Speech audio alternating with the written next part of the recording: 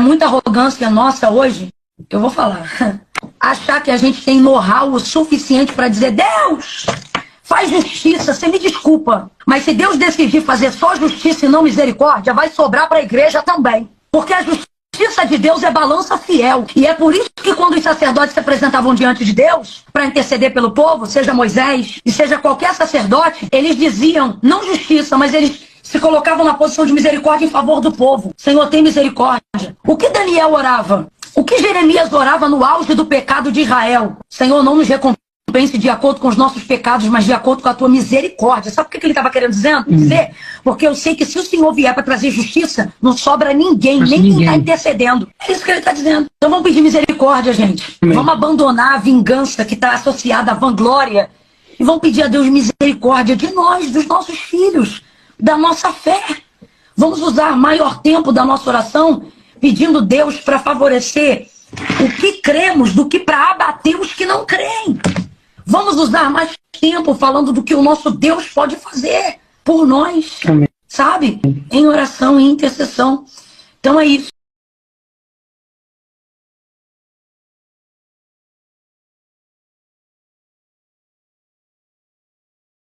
Me perdoe é você, Camila. Eu tenho muita consideração por essa mulher de Deus, pelo conhecimento que ela tem, porque ela realmente se destaca de muitos pregadores dos nossos dias odiernos. Ela prega a palavra e sem sair da palavra. É porque tem pregador que começa a pregar a palavra, aí depois entra no testemunho e fica contando testemunho, fica contando a vida alheia. E o diferencial dessa mulher de Deus é que ela prega a palavra. Mas como todo homem de Deus se equivoca, não há aquele que não cometa equívoco. Eu sei que, em parte, essa fala da serva de Deus, em parte, dependendo do contexto, ela pode sim ser aplicada. Por quê? Porque os discípulos iam entrando em Samaria com Jesus e os discípulos avistando os samaritanos, que os judeus não estavam com os samaritanos, os discípulos disseram assim: Senhor, eu quero que mandemos fogo cair do céu e consumir estes. Jesus diz assim: não sabeis de que espírito sois? O Filho do Homem eu não vim para destruir as almas, mas para salvar. Para salvar. Mas ali, o contexto ali é que os discípulos queriam que viesse juízo sobre os samaritanos sem causa nenhuma. Sem causa nenhuma. Mas a pastora missionária Camila Barros, ela se equivoca em dizer que não vamos querer justiça sobre ninguém, porque eu sei que se Deus observar de perto cada ser humano, ninguém fica de pé. A palavra de Deus diz que se o Senhor, pois, observar as iniquidades, quem, pois, subsistirá? Quem, pois, ficará de pé se o Senhor descer e olhar de perto cada ser humano? Pode ser pastor, pode ser bispo, bispa, pode ser quem for. Tá entendendo? Se Deus descer de perto e observar o coração, vai dizer assim: é farinha do mesmo saco. É farinha do mesmo saco. Então, onde é que a missionária e pastora Camila Barros se equivoca? Não devemos querer justiça, devemos querer só amor e tudo, porque a Bíblia diz que amai os nossos inimigos. Tudo tem um contexto. Tudo tem um contexto. Eu sei que a palavra de Deus diz: amai os vossos inimigos, aquele que vos persegue, bendizei eles, não amaldiçoeis. Mas tem outro contexto, dependendo do contexto de cada história. Não é errado se querer justiça. Não é errado se pedir justiça sobre alguém. Por quê? Porque a justiça de Deus, ela grita e ecoa sobre toda a humanidade que Deus não tem filho predileto.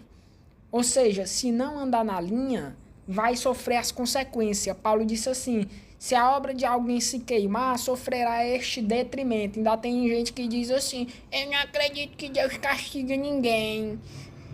Pois a própria lei da semeadura é uma lei dele, que nenhum homem escapa. É a lei da semeadura, de colher o que plantou. E a Bíblia diz também que bem-aventurados são os que têm fome e sede de quê, Camila? De amor Não, de justiça. Por quê? Porque a justiça de Deus, ela ecoa grandemente dizendo que Deus não tem filho predileto. Se não andar na linha, meu filho vai sofrer consequências graves.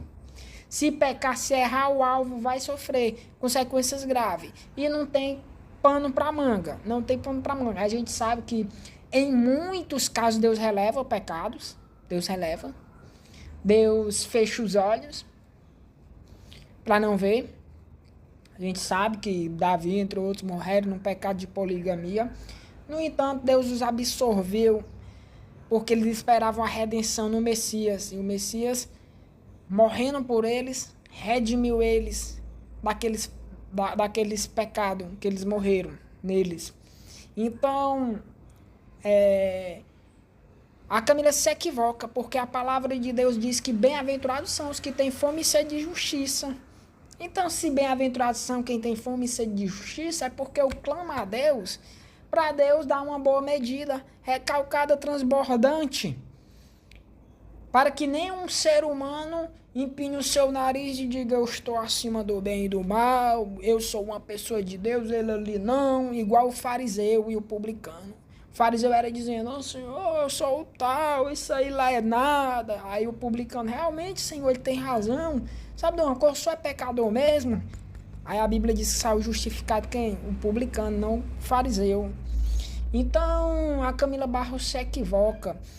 Eu respeito muito seu ministério, mas você é muito conhecedor da palavra, mas parece que não se atentou bem, né, nessa parte que bem-aventurados sois quem tem fome e sede de justiça. E a justiça, quando eu quero justiça, muitas das vezes é algo que vai vir, que vai fazer o próximo sofrer. Um exemplo, alguém fez uma justiça sobre mim, entendeu? Então há um diferencial de eu pedir justiça, mas não para, Senhor, para mostrar que eu sou tal, que eu sou de ti, e fulana não é, não. Pelo contrário, muitas das vezes eu digo até assim: Senhor, a pessoa que me feriu é uma pessoa do teu coração, é uma pessoa que tem comunhão contigo, mas isso não implica que não vai vir consequências, não poderá vir consequências graves sobre ela, porque se veio sobre Moisés, meu filho, que quão grande comunhão tinha Moisés com Deus, e por ter ferido a rocha, que tipificava Jesus, que era para ser ferido só uma vez. A primeira vez, Deus disse: fere a rocha, Moisés, e a rocha brotou água para o povo. A segunda vez, Deus disse: fala. Por quê? Porque a rocha que tipificava Cristo era para ser ferido só uma única vez. Aí Moisés pega, representa os afastados, aquele, muitas das vezes, nós mesmos que firmamos a rocha de novo, ó. Pá, Moisés fere, e Moisés sofreu grande consequência. Então vai vir justiça, não tem esse negócio de não pedir justiça. Não vamos pedir justiça não, porque se a justiça de Deus vir, vai destruir toda a igreja. Não, meu filho, se toda a igreja pecar, que venha a justiça de Deus sobre toda a igreja. Meu filho, Paulo não passou pano pra manga na igreja de Corinto, não. Quando teve a baderna lá e tudo, eles estavam aceitando lá o cara lá pegar a mulher do seu pai. Estavam aceitando o cara lá e estavam se orgulhando daquilo, em vez de repreender, de exortar, estavam se orgulhando. E Paulo exorta eles duramente. Então não tem bom não, meu filho. Se não dá na linha, o único filho predileto de Deus chama-se Jesus de Nazaré. Todo o restante é filho por adoção, até Israel.